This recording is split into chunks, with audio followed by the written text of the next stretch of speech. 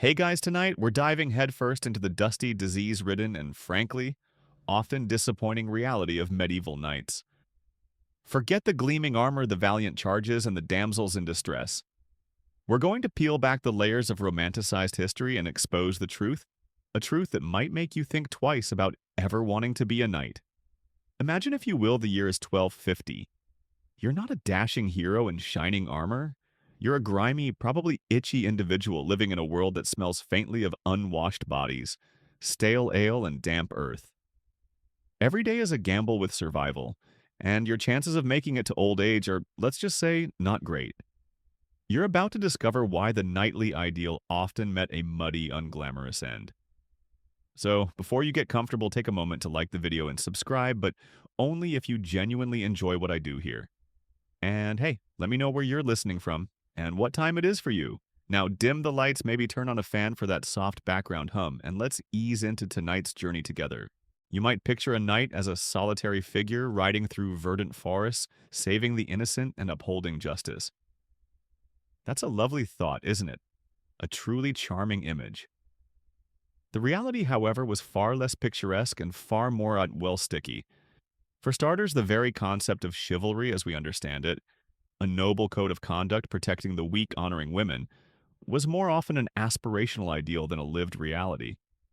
While some certainly strove for it, the practicalities of medieval life and the inherent brutality of warfare often made such lofty ideals a secondary concern, to say not getting your head cleaved in two. You see, for most of your time as a knight, you weren't off on grand quests.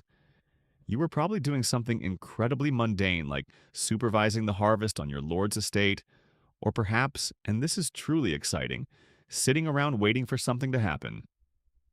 Knights were at their core professional warriors, yes, but they were also landowners, administrators, and enforcers of local law.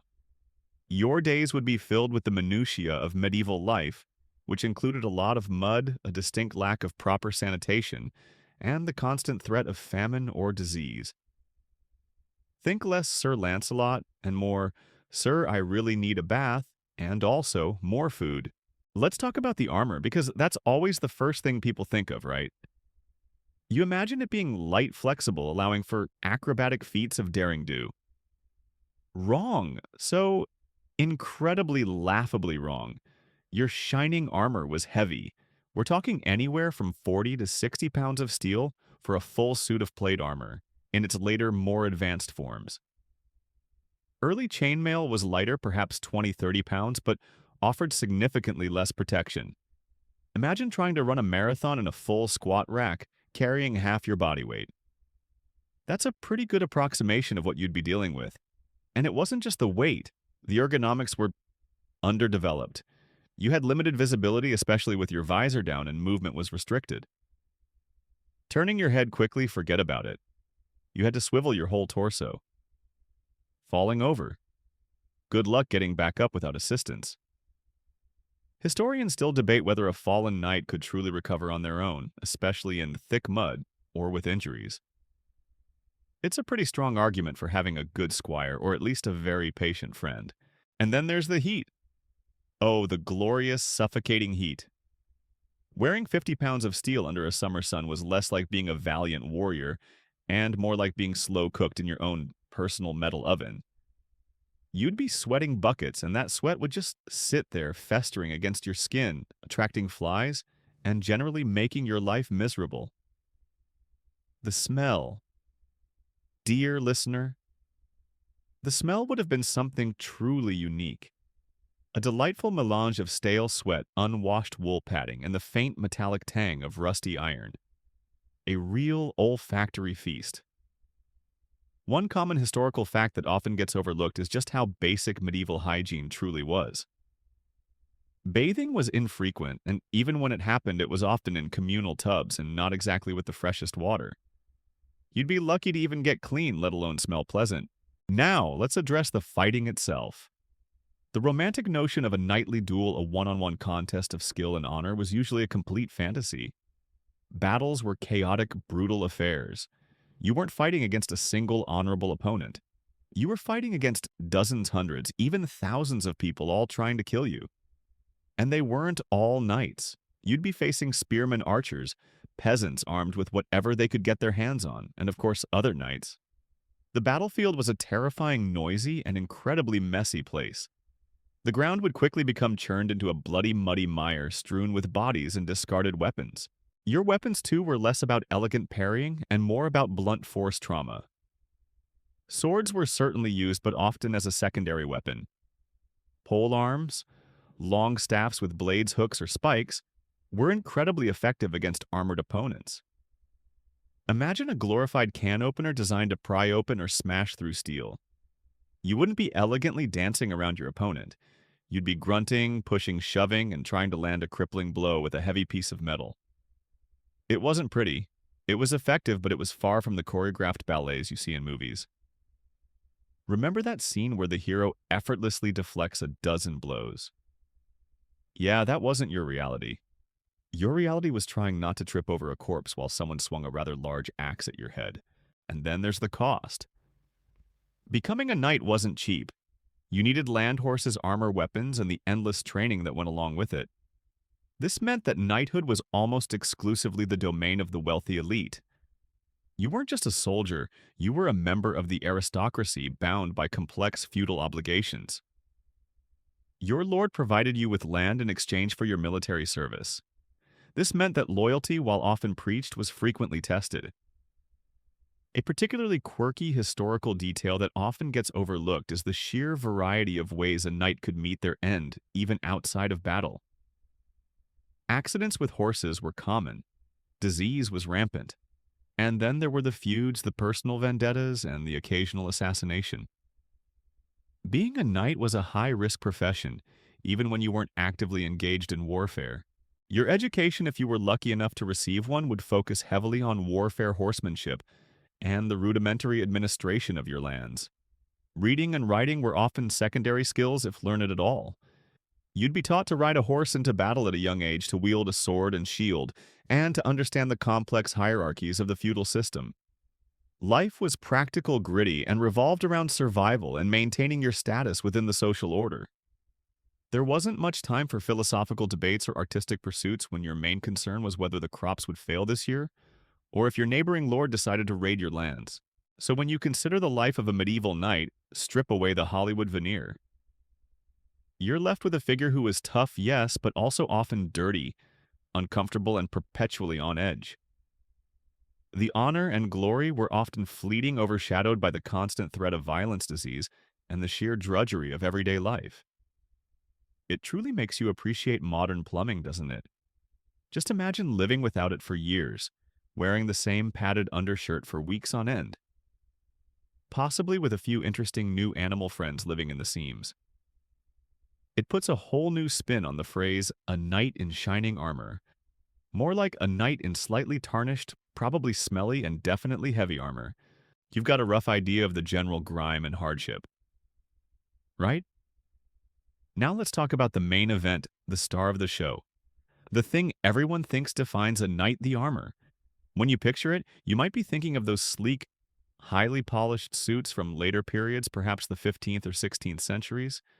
But the medieval period, particularly the earlier parts we're focusing on, was a time of evolving protective gear. And let me tell you that evolution was a slow, often painful process for the poor souls who had to wear the results. Imagine yourself a newly minted knight standing in your chamber, or more likely a rather drafty, sparsely furnished room. Your squires, often young men training to become knights themselves, are buzzing around you preparing your battle attire. The process of getting dressed wasn't a quick hop and skip into a fancy outfit. No, this was an operation. First, there were the layers of padding. You needed thick, quilted garments often made of linen or wool, worn directly against your skin. This wasn't just for comfort, though a little comfort would have been a miracle. It was crucial for absorbing the shock of blows. Without it, even if the armor stopped a sword from piercing your flesh, the sheer force of the impact could still shatter your bones. Think of it as a medieval football player's padding, but far less breathable and probably a lot scratchier. You'd already be sweating before you even put on the first piece of metal. Next came the chainmail, or what's technically called maille. This was the primary form of armor for much of the High Middle Ages. It's made of thousands of tiny interlocking rings, each one painstakingly riveted or welded shut. Imagine knitting a giant heavy metallic sweater. That's mile. A full hauberk, a long maille shirt extending to the knees, could weigh upwards of 30 pounds, and it wasn't stiff. It was incredibly flexible, allowing for a good range of motion, which was its main advantage. However, that flexibility came at a cost. Maille was excellent at deflecting slashing blows, but it was less effective against direct thrusts or blunt force. A spear could slip between the rings if aimed just right, and a heavy mace or axe could still deliver crushing force through the metal, even if it didn't pierce the maille itself. You'd still end up with broken ribs or a shattered limb, just without the messy puncture wound. A real upgrade, right? But maille had other drawbacks. It could pinch your skin and hair mercilessly, and it rusted. Oh, how it rusted. Maintaining maille was a never-ending chore. Each ring had to be cleaned and oiled regularly to prevent corrosion. Imagine trying to oil tens of thousands of tiny rings. It was a tedious, greasy business usually delegated to your squires, who probably cursed your name under their breath with every swipe of the oil rag. As the centuries progressed, especially into the 14th and 15th centuries, maille began to be supplemented and eventually replaced by plate armor. This is the shining armor most people envision, and it truly was a marvel of medieval engineering. Crafted by skilled armorers, each piece of plate armor was custom-fitted to the knight. It was designed to deflect blows to channel them away from vulnerable points. The curves and angles weren't just for aesthetics. They were carefully calculated to make weapons glance off rather than penetrate. But here's the kicker: for all its advancements, plate armor was still incredibly heavy. We're talking 50 to 60 pounds for a full suit distributed over your entire body. And it was hot. Beyond hot, it was a mobile sauna. The internal padding combined with the lack of ventilation meant you were constantly overheating. Imagine fighting for hours in that kind of heat, carrying that weight all while trying to avoid being impaled. It's enough to make you long for a nice cool breeze, which incidentally you wouldn't get much of inside a metal shell. Moving in plate armor wasn't like walking normally either. It was a careful, deliberate process. Each joint had to be articulated just so, allowing for a surprising range of movement, but certainly not natural movement. You couldn't sprint. You couldn't jump gracefully. You shuffled, you clanked, and you probably breathed rather heavily. If you stumbled especially on uneven ground or in the mud of a battlefield, getting back up was a monumental effort. Historians still debate the exact mobility of fully armored knights, with some arguing they were more agile than commonly depicted, while others emphasize the significant physical strain. However, pretty much everyone agrees that if you fell off your horse, you were in a world of trouble. And what about the helmet? Ah, the great helm, the bassinet, the armet. These were designed for maximum protection, often at the cost of visibility and breathability. Your field of vision would be incredibly restricted, usually just a narrow slit or a few small holes. Imagine trying to fight with tunnel vision, your peripheral awareness almost non-existent. And the acoustics. Every clang and shout on the battlefield would echo inside your helmet, amplified and distorted. It would be a cacophony, a constant assault on your senses. You'd struggle to hear commands to locate threats or even to distinguish friend from foe in the chaotic din of battle. Breathing was another challenge. The air inside your helmet would quickly become stale and hot, laden with your own carbon dioxide. You'd be gasping for breath, your face probably slick with sweat and grime. And God forbid you got hit in the head. Even if the helmet held, the impact could still cause a concussion, leaving you disoriented, seeing stars, or simply knocked out cold. A pretty effective way to end your career as a knight, wouldn't you say? Then there's the less glamorous but equally important accessories. You'd have gauntlets to protect your hands, sabatons for your feet, and various plates to cover your legs, arms, and torso. Each piece was meticulously crafted, often by a specialist armorer, and came at an astronomical cost. Owning a full suit of plate armor was a significant investment, often representing the equivalent of several years' wages for a common laborer. This is why only the wealthy could afford to be knights. Your armor was not just protection, it was a status symbol, a declaration of your wealth and position in society. But this wealth didn't buy you comfort. The inside of your armor would be lined with leather and padding, but it was still metal against more padding, all pushing against your body. Bruises would be common. Chafing would be inevitable. And let's not even think about the smell after a long day in battle or even just a long day of riding. It's enough to make you want to invent deodorant right then and there. So while the idea of a knight in shining armor is deeply ingrained in our collective consciousness, the reality was far more gritty. It was a life of physical endurance, constant discomfort, and the ever-present threat of injury or death, all while wearing what amounted to a very heavy, very hot, and somewhat restrictive metal suit. You weren't a graceful dancer.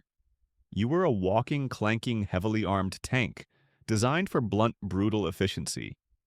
And when you factor in the mud, the chaos, and the sheer fear of the battlefield, that impressive armor suddenly seems less like a superhero costume and more like a necessary, albeit utterly miserable form of extreme personal protective equipment. So you've endured the imagined weight of the armor, the claustrophobia of the helmet, and the general discomfort of medieval fashion. Now let's peel back another layer of the knightly life, one that has less to do with glorious combat and more to do with mud manure and the very real threat of starvation. We're talking about feudal fiefdoms, the heart and soul of medieval society, and where you as a knight would spend the vast majority of your time. Forget the grand sweeping panoramas of Hollywood castles. Your reality was far more earthy. You see, the entire medieval social structure revolved around land. As a knight, you were granted a fief, a parcel of land, by a more powerful lord in exchange for your military service and loyalty. This wasn't a gift, it was a contract. Your livelihood, your status, and your very identity were inextricably tied to this land. And on this land lived the peasants, the vast majority of the population, who worked the soil to produce the food that sustained everyone. Your role then was not just as a warrior, but as a landlord, a judge, and a protector, and sometimes an oppressor of the people who toiled on your estate. Imagine your castle. It likely wasn't a towering stone fortress with turrets and drawbridges. For many knights, especially in earlier periods, or for those of lesser standing, your castle might have been a fortified manor house, perhaps a motte and bailey structure, a wooden tower on an earthen mound surrounded by a palisade.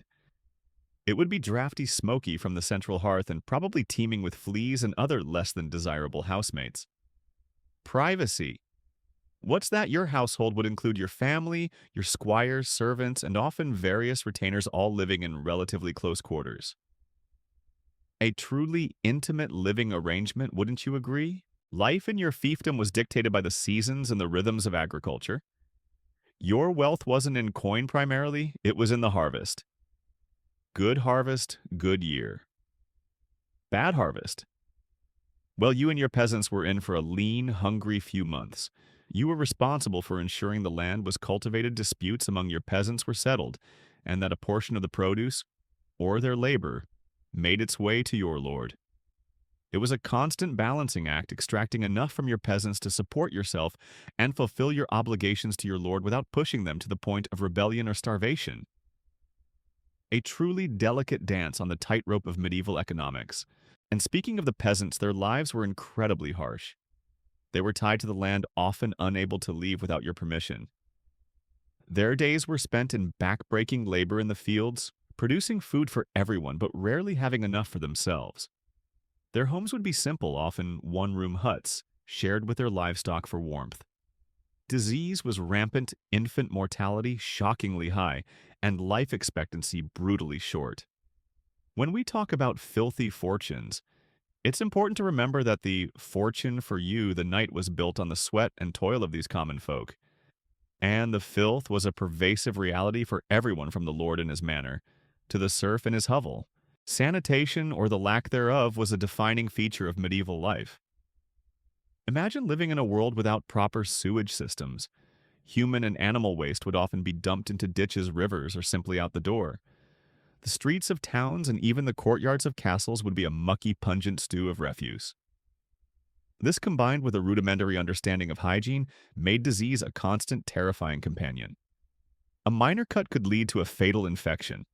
A common cold could quickly escalate into something far more serious. The plague, as you might recall, was just one, albeit extreme, example of the invisible enemies that stalked the medieval world. Your role as a knight also involved dispensing justice within your fief. You were often the local judge settling disputes over land theft or personal grievances. This meant you held immense power over the lives of your peasants.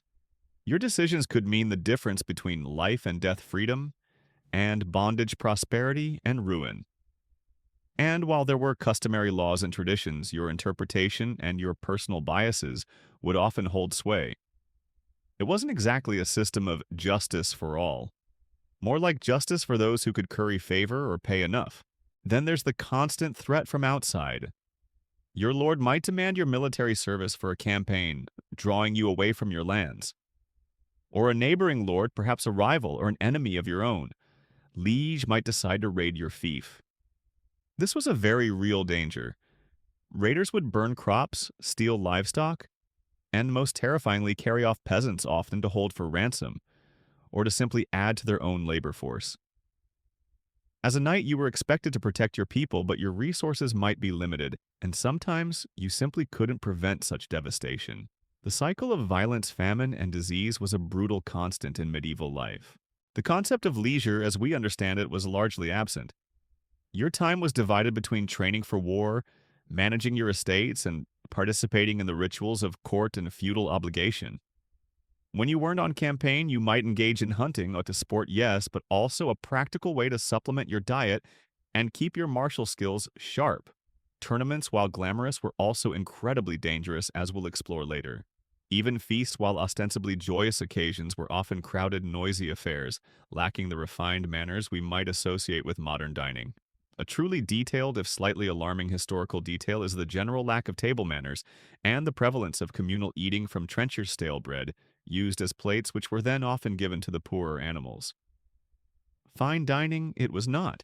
So while the image of a knight often conjures up romantic notions of adventure and glory, the day-to-day reality for most was rooted in the mundane, the agricultural, and the often unglamorous responsibilities of managing a small, self-sufficient, and often struggling community.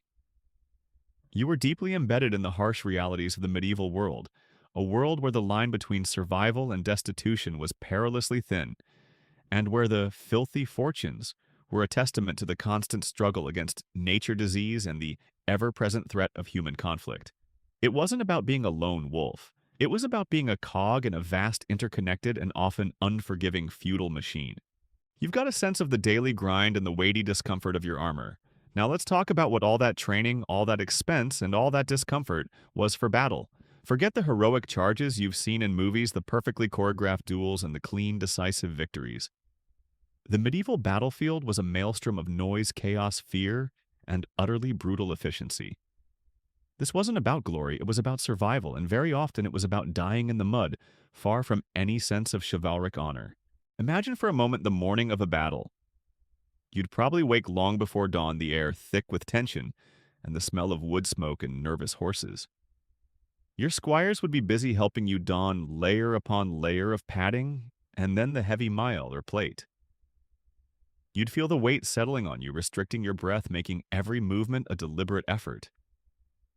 Breakfast, if you could stomach it, would be a grim affair eaten quickly amidst the clatter of weapons and the low murmur of prayers. Then you'd mount your war horse. And let's be clear, this wasn't some dainty riding pony. A war horse or destrier was a massive, powerful animal specifically bred and trained for combat. They were expensive, highly prized, and often armored themselves. But even the best horse could be spooked, could stumble, or could be brought down by a well-aimed spear. You strapped into your saddle would be little more than a passenger, in that scenario, hoping your training and luck held out. As your army arrayed itself, the air would fill with the sounds of preparation. The creak of leather, the jingle of mail, the nervous snorts of horses, and the distant, ominous rumble of the enemy's advance. You'd hear the trumpets, the drums, and the shouts of commanders. And then the charge. This wasn't a neat line of knights galloping perfectly in sync. It was a thunderous, terrifying wave of horse and steel, each rider urging their mount forward, the ground trembling beneath you. The initial impact when two lines of armored men and horses collided would be utterly deafening. The sound of wood splintering, metal clashing, and bodies hitting the ground would be overwhelming. Once the lines met, the battlefield became bedlam. The glorious charge dissolved into a chaotic melee. You weren't fighting one opponent. You were fighting everyone around you. Spears would thrust from all directions, arrows would rain down from above, and axes would swing with devastating force. You'd be pushing, shoving, hacking, and parrying your vision, limited by your helmet. Your breathing labored by the effort and the heat. The ground underfoot would quickly turn into a treacherous mess of churned earth, mudblood, and fallen bodies, both human and horse. Tripping meant disaster. Falling meant being trampled or stabbed by dozens of unseen enemies. Your elegant sword, while useful, often took a backseat to more brutally effective weapons against armored opponents. A poleaxe or warhammer could deliver crushing blows designed to dent and deform plate armor, transferring immense force to the body beneath. A spear or lance, while devastating in the charge, would often be discarded in the close quarters, fighting too unwieldy for the swirling chaos. You'd find yourself grabbing whatever was at hand, relying on brute strength and sheer desperation. And let's not forget the sheer physicality of it all. Fighting in full armor for extended periods was incredibly exhausting. Every swing of your weapon, every block, every step required immense effort. You'd quickly be gasping for breath, your muscles screaming in protest. Dehydration was a serious risk, especially on a hot day. Many knights didn't die from a fatal wound initially, but from exhaustion from being overwhelmed by numbers, or from losing their balance and being dispatched on the ground. The concept of honorable combat often flew out the window when faced with the realities of the battlefield. While some knights might have sought out single combat with an enemy of equal rank, the goal of battle was to win by any means necessary. This meant exploiting weaknesses, striking at unarmored joints, or targeting an opponent's horse to bring them down. It meant overwhelming numbers, flanking maneuvers, and the ruthless slaughter of routing enemies. Historians still debate the extent to which chivalric ideals truly influenced battlefield conduct versus the practical necessities of winning. However, it's clear that survival often trumped lofty notions of honor. Capturing enemy knights for ransom was a common practice, but it was a calculated risk. You had to subdue your opponent without killing them, which was easier said than done in the heat of battle. And once captured, they became a valuable asset, their release negotiated for a hefty sum. But if a knight was less valuable, or if the battle was too chaotic to take prisoners, mercy was often a luxury that no one could afford. The cries of the wounded, the screams of the dying, the guttural roars of men locked in combat, these would be the soundtrack to your existence. And when the battle was over, the work wasn't done. You'd be exhausted, covered in grime, blood, and sweat. The aftermath of a battle was a grim spectacle, thousands of dead and wounded, their bodies strewn across the field, stripped of their valuables by camp followers. The smell of blood and death would hang heavy in the air. You'd be tasked with guarding prisoners, securing the spoils, and perhaps even burying your dead comrades. The psychological toll would be immense, a constant reminder of the fragility of life and the brutality of your chosen profession.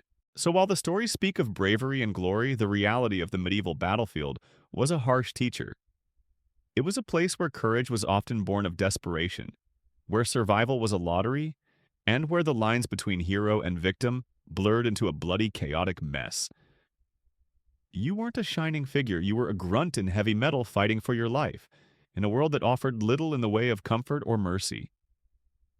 A truly stark contrast to the ballads sung about gallant knights, don't you think? It really makes you appreciate the relative peace of a modern-day office job, even with all its spreadsheets. You face the chaos of the battlefield, the suffocating heat of your armor, and the general grimness of feudal life. Now let's talk about the tools of the trade, the very instruments that defined a knight's effectiveness, and more often than not delivered a swift, brutal end to their enemies. We're delving into weaponry's whimsy and wicked ways, and you might be surprised to learn that the elegant sword wasn't always the knight's best friend.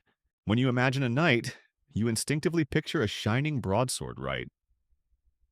And yes, the sword was indeed a symbol of knighthood, often given a name passed down through generations and revered for its craftsmanship. It was a versatile weapon capable of both cutting and thrusting, and excellent for close quarters combat. But here's the thing, a sword, while iconic, wasn't always the most efficient weapon against a heavily armored opponent, especially as plate armor became more prevalent. Slashing at plate armor with a sword was often like hitting a tin can with a stick. It made a clang, but didn't do much real damage. A truly skilled swordsman might aim for the gaps in the armor like the armpits or the visor slit, but hitting those tiny targets in the chaos of battle was a monumental challenge. This is where the less chivalrous weapons came into play, and they were frankly utterly brutal in their effectiveness. Take the poleaxe, sometimes called a poleaxe, for instance. This was a true night killer. Imagine a long wooden shaft, perhaps 6 or 7 feet long, topped with a combination of a hammerhead, an axe blade, and a sharp spike. It was designed to deliver immense crushing force or to punch through plate armor. A blow from a poleaxe wasn't about a clean cut. It was about shattering bone, collapsing helmets, or punching holes clean through breastplates. It required enormous strength to wield effectively, and it was devastatingly effective. A truly unchivalrous weapon if your definition of chivalry involves elegant duels. Then there was the warhammer. This was exactly what it sounds like: a heavy hammer, often with a spike on the opposite side, designed to concentrate force onto a small area. Again, the goal wasn't to cut, it was to bludgeon. Imagine the sheer impact of that heavy head striking a helmet or a chest plate. Even if it didn't pierce the armor, the force of the blow could cause a concussion, internal bleeding, or break bones. It was the ultimate blunt force trauma weapon, perfect for cracking open even the toughest armored shell. What about the mace? Similar to the warhammer, a mace was a club with a heavy head, often flanged or spiked, designed for crushing blows. It was relatively easy to use, required less skill than a sword, and could still deliver crippling damage against armored opponents. Plus, you couldn't really break it. It was a reliable, no-nonsense weapon for breaking bones and spirits. And the lance. This was your primary weapon during a cavalry charge. Imagine a massive wooden spear, often 10 to 12 feet long, with a sharp metal tip. You'd hold it underarm couched against your body and lower it as your horse galloped towards the enemy. The impact of a full-speed lance charge could utterly devastate a line of infantry, or even unseat another knight. But it was a one-shot weapon. Once you hit something, the lance would often splinter or be torn from your grip. Then it was time to draw your sword or another secondary weapon. A fascinating and perhaps quirky historical detail is that sometimes lances were specifically designed to splinter on impact to avoid unseating the knight wielding it, allowing them to remain in the saddle for continued fighting. This wasn't always for the enemy's benefit, but not all fights were on horseback or in open fields. If you were dismounted or fighting in a siege, you'd rely on a different set of tools. Daggers, for instance, were vital for close quarters fighting, especially for dispatching a fallen or incapacitated opponent by finding the gaps in their armor. The rondel dagger, with its sharp, narrow blade, was specifically designed to pierce or find its way into those armor chinks. Archers and crossbowmen, though often considered common soldiers, were deadly serious threats to you as a knight. A well-aimed arrow from a longbow could penetrate and even some plate armor at close range, or find its way through an unprotected visor slit. Crossbows, while slower to reload, packed an incredible punch and could penetrate even thicker armor. You might ride into battle with your trusty sword, but it was often the humble archer who brought down the most formidable knights from a distance. Historians still debate the relative effectiveness of different missile weapons against various types of armor, making for a lively academic discussion. So while the image of the knight with a sword is iconic, the reality of medieval combat demanded a more varied and often more brutal arsenal. Your life and the lives of your enemies depended on the practical effectiveness of these tools, not on their aesthetic elegance. You learned to use whatever was most efficient at delivering maximum damage to a heavily armored opponent. This meant embracing the wicked ways of blunt force and piercing spikes rather than just the whimsy of a well-balanced blade. It's a stark reminder that medieval warfare was a deadly serious business where survival often depended on pragmatic brutality, not romantic ideals. You've survived the battlefields, grappled with the weight of your gear, and understood the brutal efficiency of your weapons. Now let's turn our attention to the less common but highly romanticized aspect of knightly life: the tournament.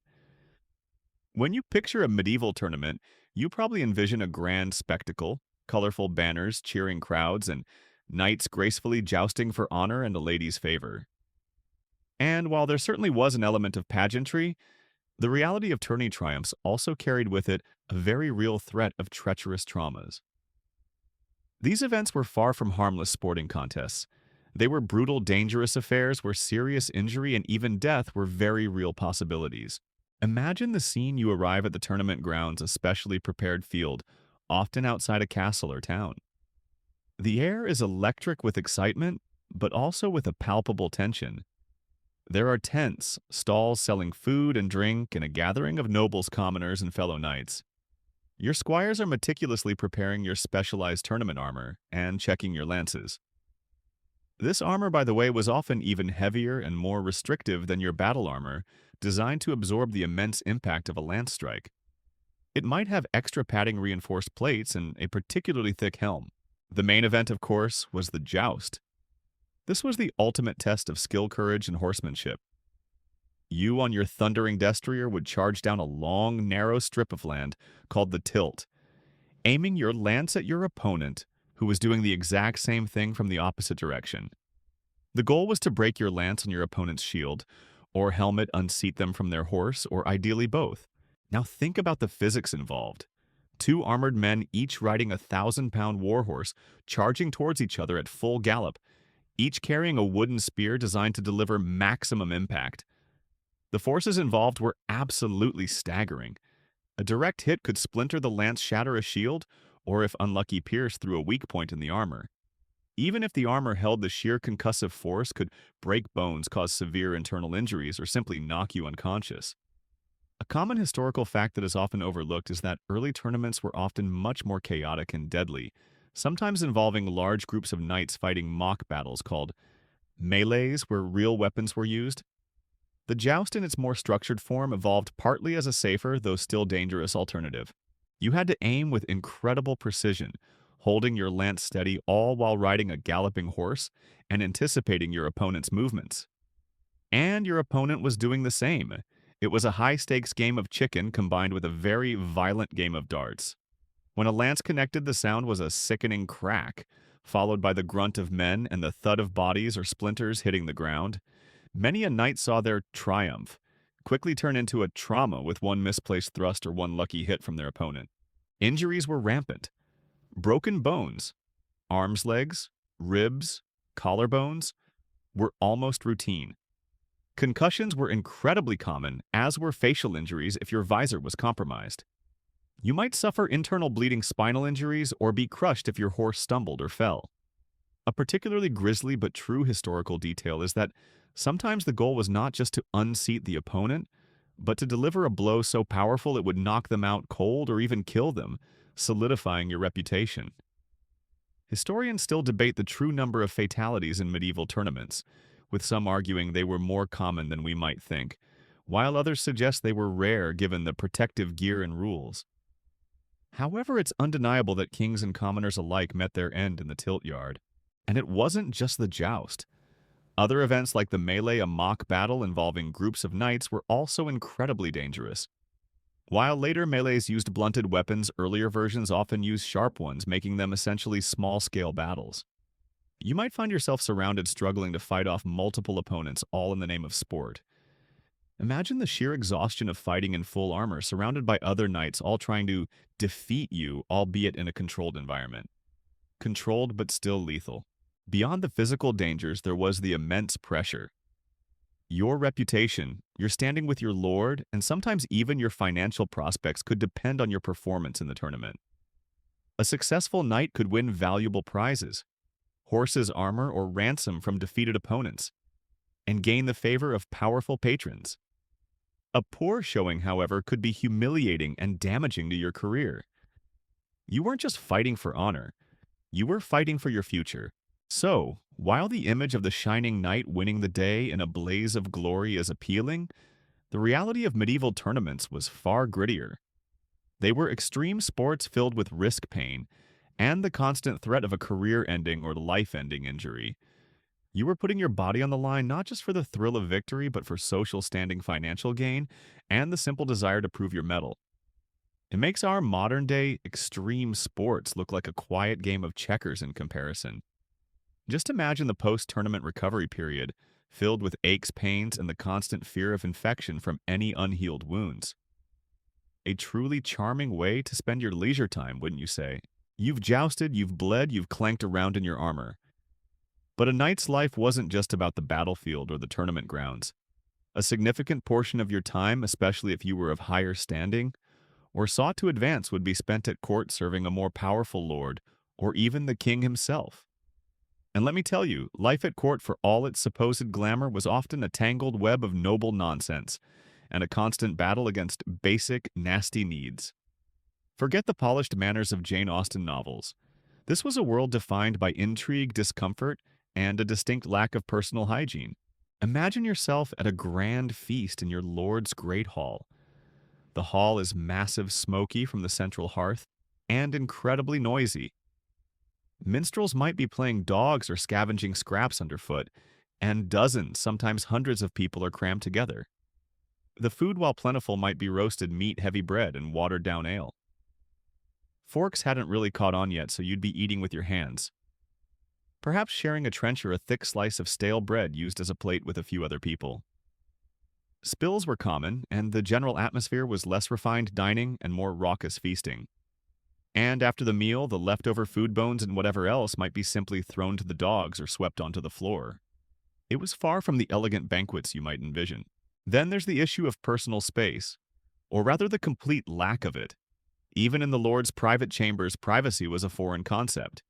You'd sleep in communal rooms, often sharing beds with squires or other retainers.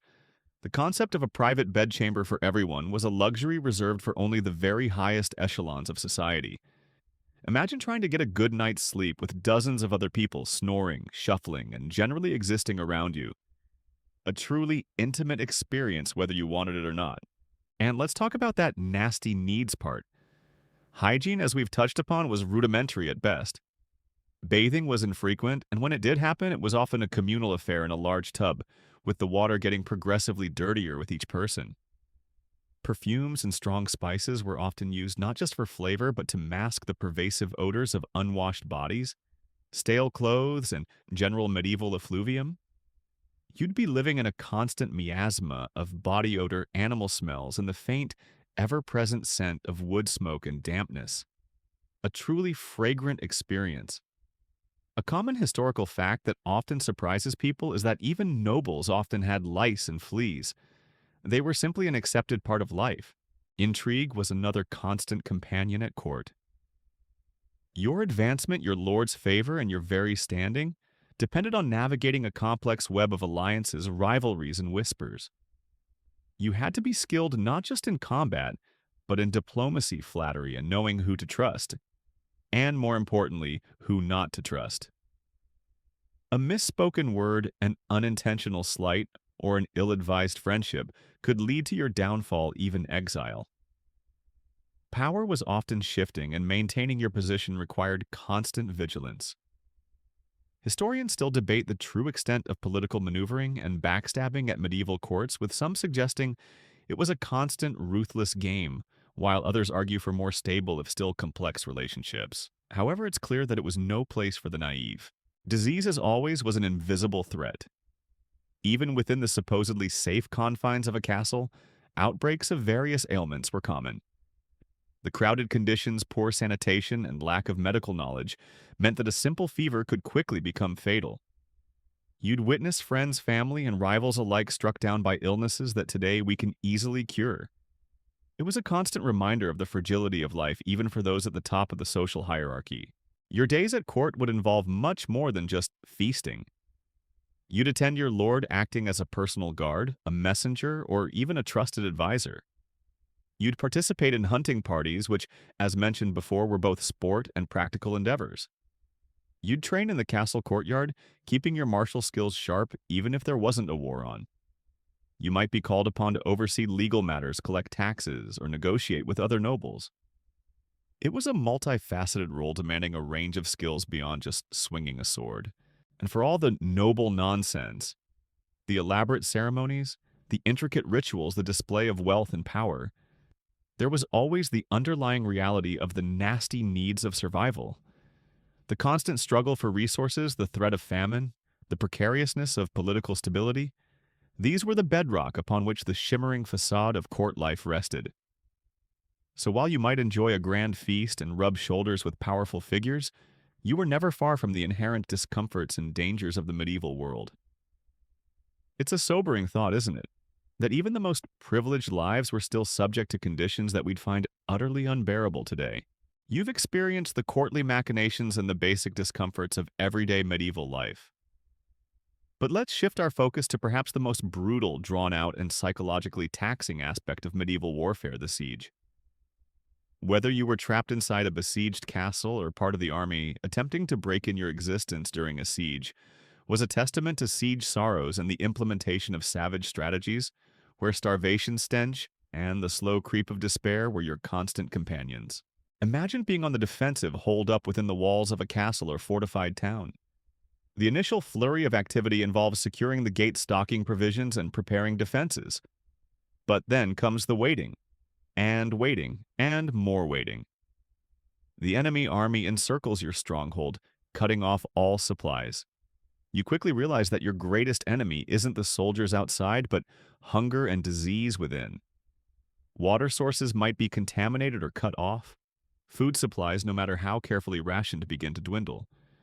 You and your fellow defenders would watch helpless as the enemy ravaged the surrounding countryside, destroying crops and homes, deliberately creating famine to starve you out. The stench inside a besieged castle would become unbearable. Limited sanitation facilities, coupled with the inability to dispose of waste, properly meant that human and animal waste would accumulate, attracting flies and spreading disease. The air would be thick with the smell of unwashed bodies, rotting garbage, and the lingering odor of fear. A truly unique and awful perfume, wouldn't you say? And as the days turned into weeks and weeks into months, the morale of the defenders would plummet. The constant threat of attack, the gnawing hunger, the spread of illness, it would wear you down body and soul. From the attacker's perspective, a siege was equally grueling, just in a different way. You'd be camped outside, exposed to the elements, dealing with your own supply lines, and constantly vigilant against sorties from the besieged. Building siege engines, massive trebuchets, enormous battering rams, and towering siege towers was a laborious and dangerous undertaking, often done under arrow fire. These machines were engineering marvels of their time, designed to smash down walls, breach gates, or send projectiles over the defenses. But they required immense manpower and resources. And then there were the more insidious, savage strategies. Mining, for example. You'd dig tunnels beneath the castle walls, propping them up with wooden timbers. Once the tunnel was complete and reached a crucial point beneath the wall, you'd set the timbers on fire, causing the tunnel to collapse, and ideally bringing down a section of the wall above. It was incredibly dangerous work for the miners who risked tunnel collapse countermining by the defenders or simply running out of air. Disease again was often the real killer. Armies gathered for sieges were large concentrations of men living in unsanitary conditions, making them ripe breeding grounds for epidemics. More soldiers died from dysentery, typhoid, or other camp diseases than from actual combat during many sieges. A truly disturbing historical fact often overlooked is the deliberate use of disease as a weapon during sieges. Sometimes diseased corpses would be catapulted over the walls to spread illness among the defenders. Talk about a nasty germ warfare tactic. Assaults on the walls were terrifying. You'd be expected to scale ladders, swarm through breaches, or fight your way across a narrow drawbridge, all while arrows, stones, and boiling liquids rained down on you from above. The casualties were always immense. It was a chaotic, bloody struggle for every inch of ground, where individual bravery often counted for little against the sheer numbers and brutal defenses. Historians still debate the efficacy of various siege tactics, with some emphasizing the importance of large-scale assaults, while others highlight the effectiveness of sustained blockade and attrition. However, both approaches invariably led to immense suffering. Even if a breach was made, the fighting inside the castle would be a desperate house-to-house struggle. No quarter might be given, especially if the siege had been long and bitter. The defenders, knowing their fate, if they surrendered after a breach, would fight with the desperation of cornered animals. The attacking forces, after enduring weeks or months of hardship, would often be in no mood for mercy. The screams, the smoke, the smell of burning timber and fear, these would be the lasting memories of a successful or unsuccessful assault. So while tales of valor often focus on open battle, the siege was where the true grinding attrition of medieval warfare played out. It was a test of endurance logistics and sheer human will pushing both attackers and defenders to their absolute limits. The despair of starvation, the stench of waste, and the constant threat of a horrific death were the everyday realities of a siege. It makes you realize that sometimes the most effective weapon wasn't a sword or a lance, but simply time and the human body's inability to survive without food and water. It truly paints a grim picture, doesn't it? One that probably wouldn't make for a very exciting Hollywood blockbuster. You've survived the brutal sieges, the chaotic battles, and the pervasive grime of medieval life. But there was one enemy more pervasive and far more terrifying than any armored knight or cunning lord and enemy that stalked every village, castle, and battlefield. We're talking about plague's pervasiveness and the constant peasant's plight, the unseen horrors that made life a constant gamble against an invisible foe. For all the talk of glorious combat, it was often disease, not a sword, that ended a medieval life. Imagine waking up one morning feeling unusually tired, perhaps, with a slight fever. In our modern world, you might pop a pill rest for a day and be back on your feet. In the medieval world, that feeling would ignite a cold dread in your stomach, because even the simplest ailments could quickly escalate into something fatal. There was no widespread understanding of germs, no antibiotics, no advanced medical procedures. Healing was often a mix of herbal remedies, superstitious practices, and prayer, a truly precarious situation for your health. Dysentery, often referred to as the flux, was incredibly common and incredibly deadly. Caused by contaminated food and water, it would lead to severe diarrhea, dehydration, and often death. Armies on campaign living in unsanitary conditions were particularly susceptible. Imagine the horror of an entire camp being ravaged by dysentery men, too weak to fight, too sick to even stand. A common historical fact is that more soldiers died from disease than from battle wounds in almost every major medieval conflict. Then there was smallpox, measles, influenza, and a host of other highly contagious diseases that swept through populations with frightening regularity. Children were especially vulnerable. Infant and child mortality rates were staggeringly high. You would likely have witnessed multiple siblings or childhood friends succumbing to illnesses that are now largely preventable or curable.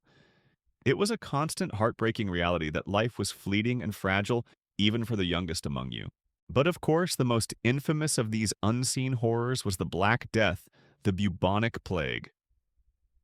While it struck later in the medieval period, mid-14th century, its impact profoundly shaped the lives of those who survived and the generations that followed.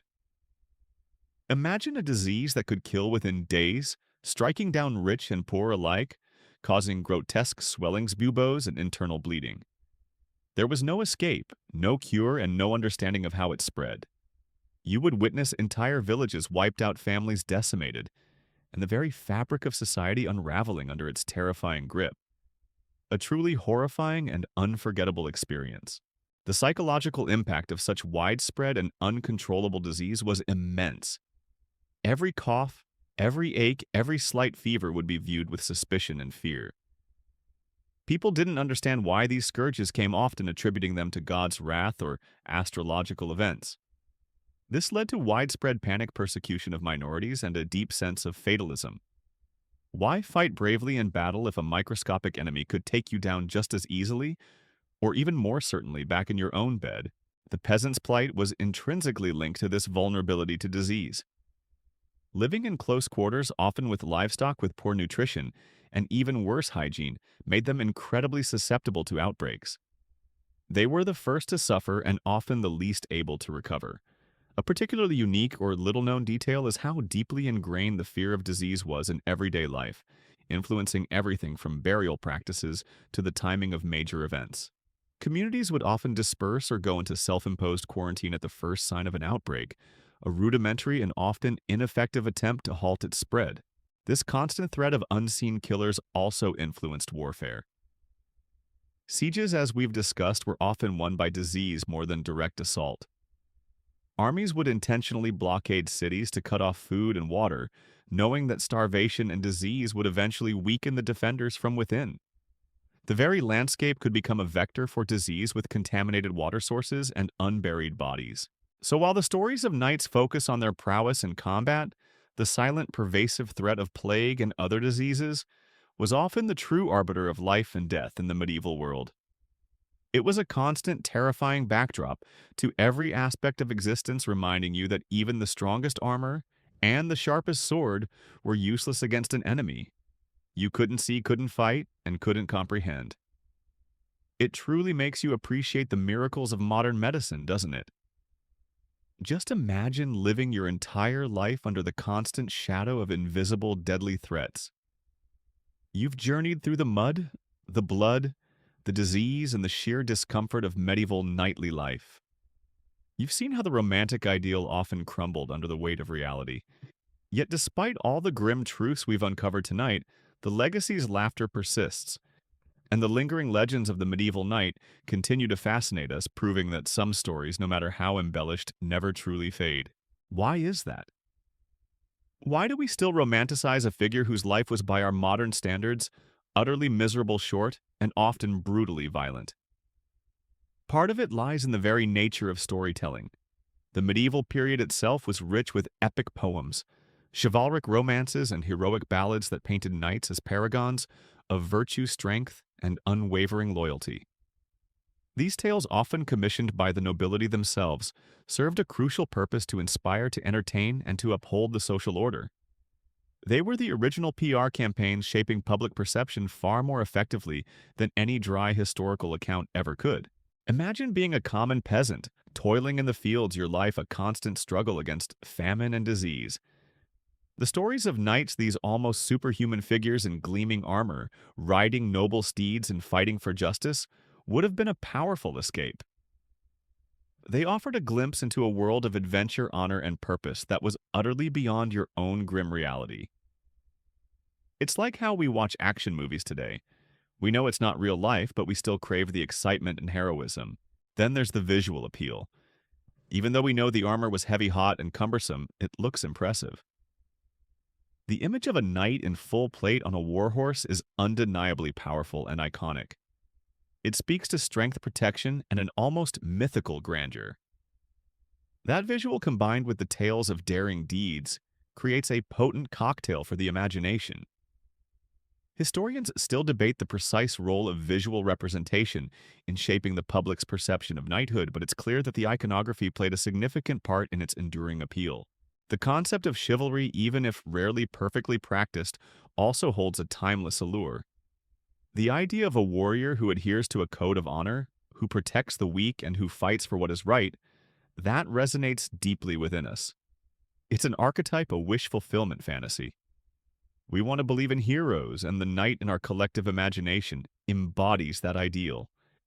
It's the yearning for a simpler time, perhaps, where right and wrong seemed clearer, and battles were fought with steel and courage, not drones and cyber attacks. Of course, the reality, as we've explored, was far more complex and often far less noble. Knights were often pragmatic, brutal, and just as flawed as anyone else. Their motivations were frequently tied to land, wealth, and power, not just abstract concepts of honor. They participated in horrific sieges, slaughtered enemies, and lived lives that were, by modern standards, incredibly uncomfortable and dirty. But the stories smooth over these rough edges, polishing the image until it gleams. And this process of romanticization isn't unique to knights. We do it with countless historical figures and periods. We selectively remember the highlights, the grand narratives, and conveniently forget the less appealing truths. The lingering legends of the knight, then, are a testament to our enduring human need for heroes, for tales of courage in the face of adversity, and for a touch of magic in an often mundane world. So, while you might now know that medieval knights generally sucked at being comfortable, at staying clean, and at living long, disease-free lives, their legendary status remains unblemished in our cultural consciousness. They stand as a powerful symbol of a bygone era, a blend of historical fact and glorious fiction that continues to inspire and entertain. And perhaps that's precisely why their stories, whether whispered around a campfire in the Middle Ages or recounted in a bedtime podcast today, continue to enchant us, pulling us back to a time of steel horses and unwavering, if often impractical, courage.